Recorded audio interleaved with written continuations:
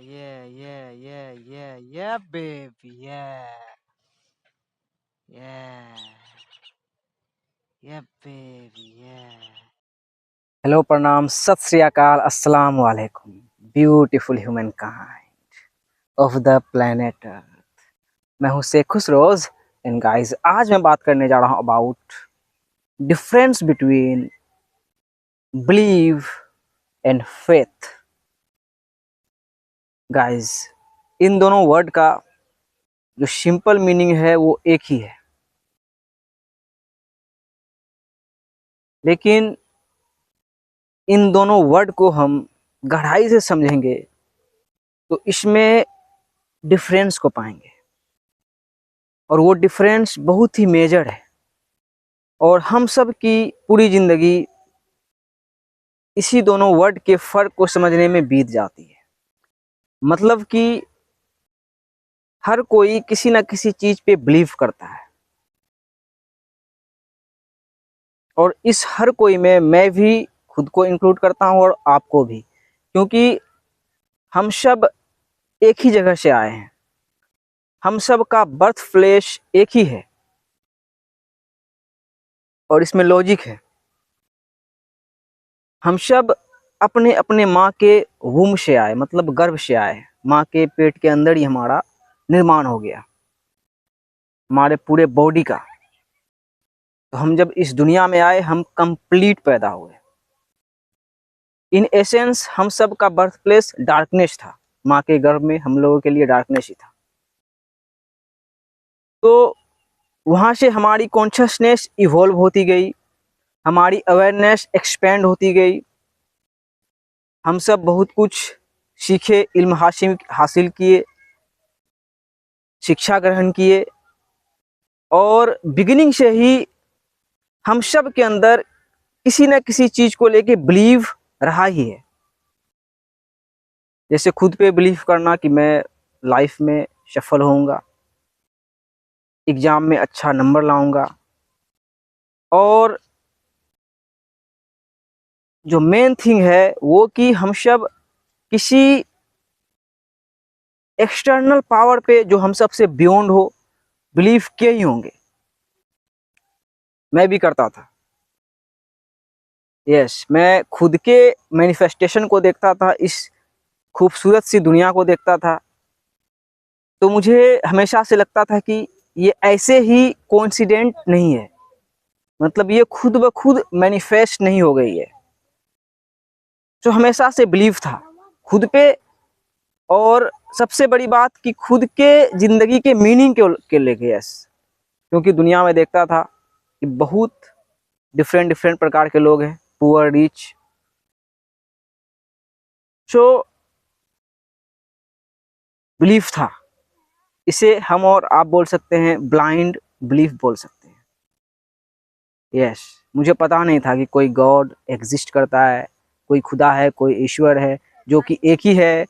और हम सब इस दुनिया में अभी देख सकते हैं कि बहुत सारे लोग नॉन बिलीवर्स हैं, मतलब वो बिलीव नहीं करते कि कोई खुदा है, ईश्वर है, लॉर्ड है, गॉड है, अल्लाह है।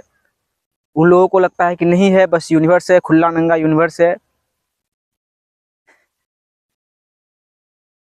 देयर इज नो गॉड, उन लोगों को लगता है, बहुत सारे स्पिरिचुअल गुरुज को भी। लेकिन खुशखबरी ये है कि हम सब वैसे टाइमलाइन में भी जी रहे हैं कि लोग सच्चाई को रियलाइज कर रहे हैं, लोग इस डार्क दुनिया से, इस डार्क वर्ल्ड से, इस मैट्रिक्स से जाग रहे हैं। और जागने का जो सीधा मतलब है वही फेथ पे आना, बिलीफ से फेथ पे आना। जागने के बाद आपका बिलीव फेथ में कन्वर्ट हो जाएगा। और फेथ को भी वही सेम ही वर्ड है, लेकिन फेथ में क्या आ जाता है, ईमान, खुदा पे, ईश्वर पे, अल्लाह पे, गॉड पे, क्रिएटर पे बिल्कुल कॉन्शियसली आपका ईमान आ जाना कि गॉड है। और ये मेरे साथ हो चुका है। और वही ईमान उस पे तब तक नहीं आएगा जब तक कि आप खुद रियलाइज नहीं कर लो कि God is real. Truth can't be told, it has to realise. So मैंने रियलाइज किया, तो मेरे अंदर ईमान की रोशनी जागी और अंततः यश मैं बहुत सारी चीज़ें अपने इस चैनल में बोल चुका हूँ, बहुत सारी चीज़ें देख चुका हूँ कि मेरा फ्यूचर ब्राइट होने वाला है, हम सब का मेरा पर्पस क्या है, विज़न क्या है, सब देख चुका हूँ, लेकिन अंततः फेथ ही रखना होगा।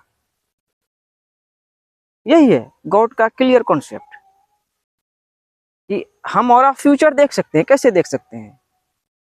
जो कि लॉजिकली प्रूवन है कि मैं पैदा हुआ हूँ और एज जो है बूढ़ा होके मरना है। फाइनल अगर बच गया, खुदा ने बचा के रखा तो बूढ़ा होके मर जाऊंगा, तो फ्यूचर मैंने देख लिया। लेकिन उस पर क्या गारंटी है? लोग जवान भी मरते हैं। ये ऐसे ही काम करता है गाइस। यस, आप कितने बड़े हाई हो जाओ, बहुत हाई हो जाओ, यूनिवर्स के सीक्रेट्स को रियलाइज कर लो, 369 को समझ जाओ, बोलते हैं ना क्या, न्यूमरोलॉजी को समझ जाओ, लॉज एंड प्रिंसिपल्स को समझ जाओ, लेकिन अंततः आपको यही रियलाइज होगा कि सब कुछ उसी क्रिएटर द्वारा पहले ही रच दिया गया है। मकतूब मकतूब, it is written, it was written, it is written and it will be written from the eternity to till the eternity. सब कुछ पहले ही लिख दी गई है, लेकिन टिपिंग पॉइंट ये है कि ये एक क्रिएटर, एक ईश्वर, एक खुदा, एक लॉर्ड, एक रब के द्वारा ही लिखी गई है। और यहीं पे बिलीव और फेथ में मेजर डिफरेंस आ जाता है। मैं अंधा बिलीव नहीं करता हूँ गॉड पे, अंधा बिलीव करना भी नहीं चाहिए किसी चीज पे। बहुत सारे अंधभक्त भी इस दुनिया में मैनिफेस्ट हो गए हैं, लेकिन फेथ जो है वो अंधभक्ति से नहीं आता है, वो सेल्फ रियलाइजेशन से आता है। और आप कितने बड़े गुरु बन जाओ, इंडिया में बहुत सारे गुरु हैं जो गॉड पे बिलीव नहीं करते हैं, लेकिन इंडिया की दलाली करते हैं डेटा देख के। तो दलाली नहीं करे डेटा की, मतलब कि इंसान की, इस दुनिया की, इस माया की दलाली नहीं करे, उस लॉर्ड के, उस क्रिएटर के सर्वेंट बने। इसी में असल आज़ादी है गाइस। डजंट मैटर आप हिंदू हो, क्रिश्चियन हो, सिख हो और मुस्लिम हो, जो भी हो। आज़ादी का सबसे बड़ा सीक्रेट है कि मालिक के गुलाम बनो, और मालिक आपका इस दुनिया में, इस कायनात में कोई नहीं है एक क्रिएटर के अलावा। सो उस पर ईमान रखें, उस पर फैथ रखें, उस पर विश्वास रखें। गॉड है और उसने ही आपको मैनिफेस्ट किया है, वही आपका करता धरता है, आप जिस भी जन्म में रियलाइज करो। बस यही प्यारा सा मैसेज था। वन लव में पीस भी अपॉन यू। मिलते हैं। हाँ, यहाँ पे खेत हुआ करता था गाइस, उधर मेरा खेत भी है। यहाँ देखो एक अब बस्ती बन गया। यहाँ मुस्लिम में एक शेरशाहवादी जात होता है, बंगला बोलता है ये लोग, वो लोग आके बस गया है। और यहाँ पे भी वो रोशनी है और एक शुरुआत हो रही है, एक नया बस्ती बन गया मेरे गांव के बहियाड़ में। कोरोना वायरस इस दुनिया को ख़त्म नहीं करने आया था, जगाने आया था कि क्रिएटर है, रियल है, वो एक है। और हमारी और आपकी अवेयरनेस, हमारी और आपकी कॉन्शियसनेस अभी ये जान रही है। सो किसी गुरु की अंधभक्ति नहीं करें, होता है ना, डेटा के लिए मतलब दुनिया का दल्ला नहीं बने। क्रिएटर एक है, उस क्रिएटर की ओर बढ़े। बस मेरा मैसेज सिंपल ही है, और इसे रियलाइज़ करके मुझ पे यकीन नहीं करें, खुद पे करें और उस पे करें, और खुद पे करने के बाद ही उस पे आएगा। और अगर वो नहीं तो खुद कभी नहीं होता, अगर खुदा नहीं होता तो खुद कभी नहीं होता। तो पहले वो है, तब हम हैं, तब ये ब्रह्मांड, तब ये कायनात है, तब ये यूनिवर्स है। मिलते हैं।